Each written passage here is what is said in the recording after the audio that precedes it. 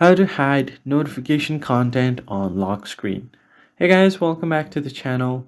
In today's video, I'm going to be showing you a quick and easy way to hide your notification content on lock screen.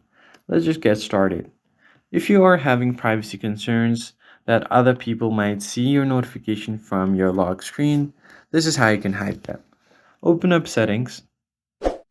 From your settings menu, you need to go and find lock screen and AOD.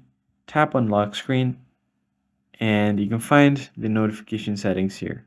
If you don't see it here, just go back and find the notification settings by itself.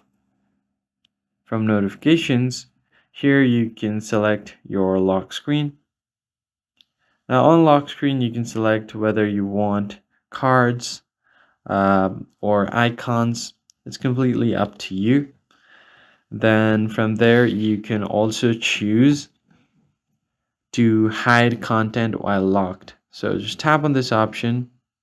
If this is selected to show always, then you can choose whether to hide information about your notification content while locked for each app in the app notification.